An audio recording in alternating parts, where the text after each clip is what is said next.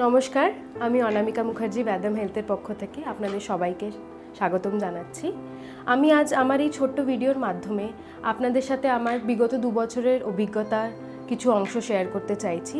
যেসব পেশেন্টরা হাঁটুর পেনের যাবতীয় অনেক বছর ধরে ভুগছেন আর হাঁটু রিপ্লেস করাতে চাইছেন, আমি এরকম 100-র ওপরে পেশেন্টস দেখেছি যারা বাংলাদেশ থেকে ইন্ডিয়ায় এসছে আর এখন ওনারা অনেক সাকসেসফুল লাইফ লিড করছেন, নিজেদের কাজ নিজের মতন করে করতে পারছেন আর কোনো ব্যথা ছাড়াই করতে পারছেন। সবচেয়ে কমন যেটা প্রশ্ন থাকে, হাঁটু রিপ্লেসমেন্ট কেন করাতে হয়?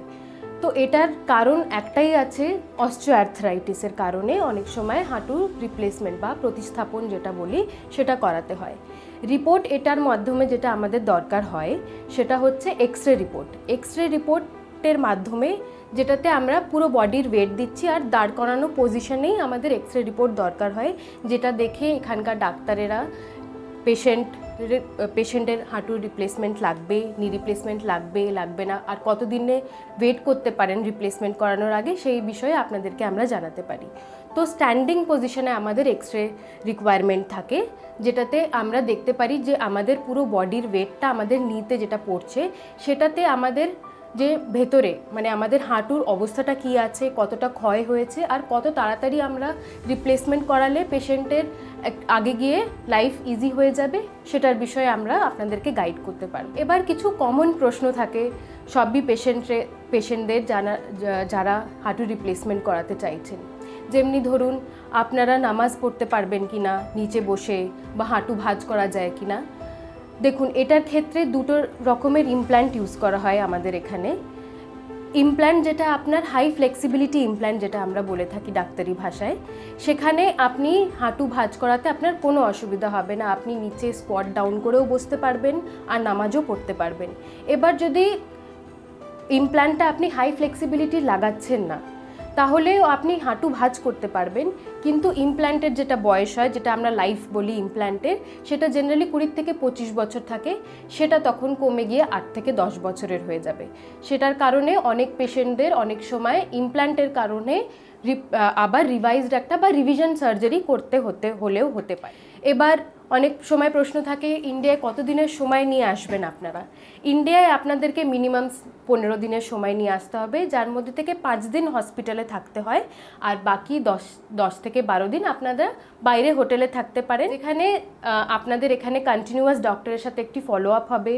ফিজিওথেরাপি ডাক্তাররাই দেখিয়ে দেবে আপনাদেরকে, প্রফেশনাল ফিজিওথেরাপিস্ট ডাক্তাররাই আপনাদেরকে বলে দেবে কীরকম এক্সারসাইজেস আপনারা ডিসচার্জের পরেও কন্টিনিউ করতে পারেন, সেগুলোর বিষয়েও ডাক্তার আপনাদেরকে জানিয়ে দেবে, সেই ফিজিওথেরাপিগুলো কন্টিনিউ করতে হবে। 10 দিন পরে স্টিচ রিমুভালের পরে doctor generally fit for fly, যেটা আপনি এয়ারপোর্টে দেখাতে পারেন, বা আপনার যখন ট্রাভেল করা থাকবে, আপনি তো একটা দেশ থেকে অন্য দেশে যাবেন, সেখানে আপনি দেখাতে পারেন। কত দিনে পেশেন্ট সুস্থ হয়ে উঠবে, পুরোপুরি সুস্থ হয়ে উঠবে, এটা একটা খুব গুরুত্বপূর্ণ প্রশ্ন।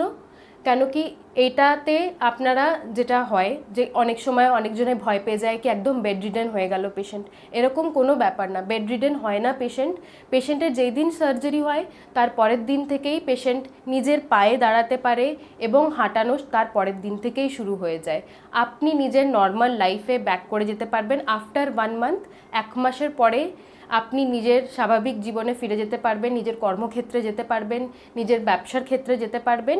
কিন্তু হ্যাঁ, 1 মাস অবধি আপনাকে কিছু ফিজিওথেরাপিজ আছে যেগুলো ডাক্তার এখান থেকে আপনাদের জানিয়ে দেয়, সেগুলো আপনাদেরকে কন্টিনিউ করতে হবে। আর কিছু পেশেন্টদের ক্ষেত্রে স্টিক বা ক্রেচেস ইউজ করতে পারেন। আপনি নিজে ইন্ডিপেন্ডেন্টলি ওয়াশরুম যাওয়া, কিচেন যাওয়া বা হাঁটা, এগুলো আপনারা শুরু করতে পারেন। কত রকমের ইমপ্ল্যান্ট ইউজ হয় ইন্ডিয়াতে? আমরা জেনারেলি যেটা অ্যাডভাইস করি মেডিকেলি, আমেরিকান ইমপ্ল্যান্ট অ্যাডভাইস করি, যেটার হাই ফ্লেক্সিবিলিটি থাকে।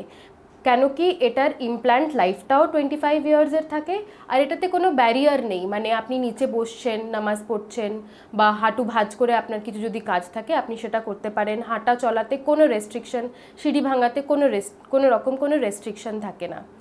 এখন সায়েন্সের দৌলতে আমাদের এখানে রোবোটিক্যালিও আমরা হাঁটু প্রতিস্থাপন করছি, নি রিপ্লেসমেন্ট করছি, যেটাতে আপনার হসপিটালে থাকার দিনগুলোও কম হয়ে যায়, 3 থেকে 4 দিন মাত্র থাকতে হয়, পেন অনেকটাই কম হয়, আর রিকভারি যেটা আমরা সার্জারির পরে রিকভারি যেটা আমরা বলি ওটাও অনেক তাড়াতাড়িভাবে হয়, বিকজ আমরা ওটাতে রক্ত আপনার খুব কম ব্লিডিং হচ্ছে, ডাক্তারের প্রিসিশন বা ডাক্তারের খুব ভালো ফ্লেক্সিবিলিটি নিয়ে উনি কাজটা করতে পারছেন। তো রোবোটিক যেটা আছে সবচেয়ে আধুনিক মাধ্যম এইটা রিপ্লেসমেন্ট করানোর জন্য, হাঁটুর রিপ্লেসমেন্টের করানোর জন্য।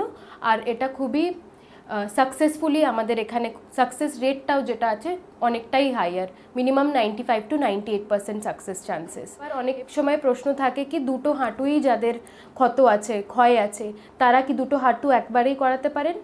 একদমই হ্যাঁ, আপনারা দুটো হাঁটু একবারেই ইন্ডিয়াতে এসেই করাতে পারেন। দুটো যদি সমানভাবে ক্ষত আছে বা দুটো যদি ডাক্তারই বলছে দুটোই করাতে লাগবে একসাথে, তো এটা একটা অ্যাডমিশনেরই সময় পসিবল। হ্যাঁ, অনেক সময় দুদিনের গ্যাপ দিলেও দিতে হতে পারে। এটা পুরোপুরি ডিপেন্ড করবে পেশেন্টের পিএসএ রিপোর্টের উপরে। এর বিষয়ে আরও যদি আপনাদের কোনো যদি তথ্য জানার থাকে তাহলে আপনারা আমাদের সাথে যোগাযোগ করতে পারেন।